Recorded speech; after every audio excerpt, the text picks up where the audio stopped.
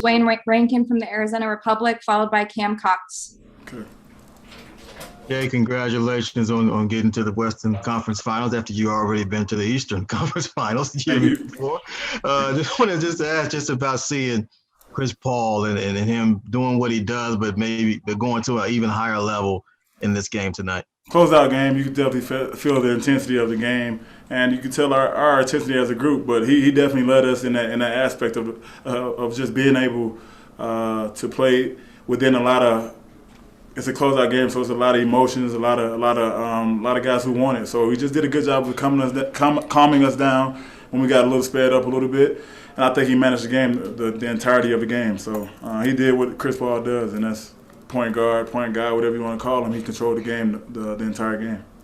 Next up is Cam Cox from 12 News, followed by Greg Moore. Hey, Jay, congratulations on the series sweep. Can you just speak to what this team has been able to accomplish, especially in this series, to move on? I mean, how impressive, you've been on a lot of teams, championship teams before, just how impressive is what this team is doing right now? I mean, it's very impressive how locked in we are as a unit. I mean, all five guys on the court are on the same page at all times, and I think that's key. We have great leadership. We have great coaching who's putting us in position to succeed right now. And I think guys are doing a good job of just doing their work early, studying what they need to study, and come out being prepared each and every game. And that's all you can ask from especially our young guys who this is their first time being in the playoffs. So I definitely feel like we're connected as a group, and it shows, especially when the game gets tight. We have full faith in one another to make the right play. I think we're just playing the right way and playing free, playing for one another. Next up is Greg Moore from the Arizona Republic, followed by Jovan Buha. Hey, Jay, what's up, man? Congratulations on the win. Thank you. Listen, you were in the middle of that scrum with Jokic, and we've been talking all season long about poise, especially with the Lakers series and all. I'm trying to figure out what it feels like to be in a moment that's that intense, and you're trying to actually keep things cool without escalating things. Tell me about what that feels like to be in that scrum. I mean, it's basketball. You have little scrums when you grow up a little bit. It's just not on the stage of the NBA. So just emotions running high. I mean, I'm sure no one was trying to do anything intentional. Just emotions got the best of us. I think I just came in and tried to just diffuse the situation a little bit, because I know I have the utmost respect for Joker, and I think Book was just protecting Cam. I didn't see the play, so it caught me off guard. When I saw the scrum, I just ran late trying to protect my teammates, and that's all. But that's what you expect out of the playoffs. It's just a lot of emotions from both sides of the ball, and you just try to manage that as best possible and have your teammates back. Next up is Jovan Buha with The Athletic, followed by Tim Reynolds. Hey, Jay, you guys have gone from 6th in defensive rating in the regular season to 2nd in the postseason. I'm curious, what type of progress or growth have you seen in the defense from going from an already elite one to basically the best or second best in the league right now? Yeah, I think we just came into the postseason and we just tightened up our screws a little bit with the stuff that we've been doing all year long. We just want to do it at a higher level. And I just think that the playoffs brought that out of us. We've been put to the test with some challenges, but we've overcame them, and we've been playing some good offensive teams. And these past two series, you could look at the two teams that have offensive power. So we've done a good job of just sticking to the game plan, talking it out, watching film, and coming up with a game plan with our coaches, and then going on the court and applying it. So I just feel like it goes back to our connectivity, us all being on the same page and fighting for the same goal. And I just feel like it has paid off this postseason, and we got to continue to do that to get to where we want to be. Next up is Tim Reynolds with Associated Press, followed by Kirsten Susel. Hey, Jay, congrats on going back to the conference finals. I wanted to ask you, it's kind of in two parts.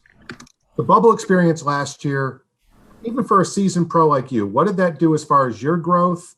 And for the kids that are on your team now, those kids that went 8-0 in the bubble last year, how much do you think that set the tone for what you guys are trying to accomplish now?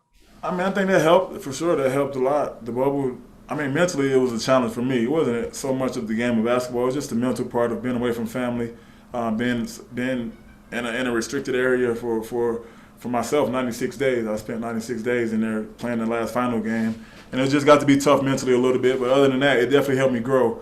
It helped me lock in on my game a little bit. I was able to go to the gym multiple times throughout the day, because I just felt like it was the only thing to keep my mind where it needs to be, keep me in my sanity. So I just felt like the bubble helped growth and with my mental, and I think for our younger guys here, it just prepared us for this moment a little bit because these guys were hungry to be in the playoffs last year. It fell short a little bit.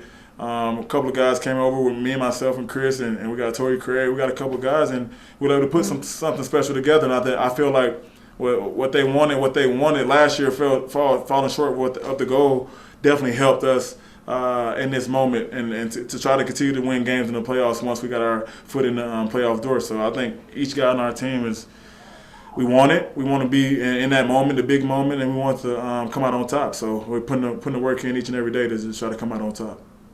Our last two questions are going to be with Kirsten Susel from 12 News, followed by Cody Cunningham. Hey, Jay, kind of a similar question. I remember talking to you when you first got to Phoenix and talking about your journey to get here and everything you've been through in your career. And, you making the decision to come here based on the belief of where this team could go. And now you guys are making the run in the postseason. What's this ride been like for you? I look like a genius, huh? I know I look like a genius a little bit with my decision. When I made the decision, you should have saw how many text messages I got.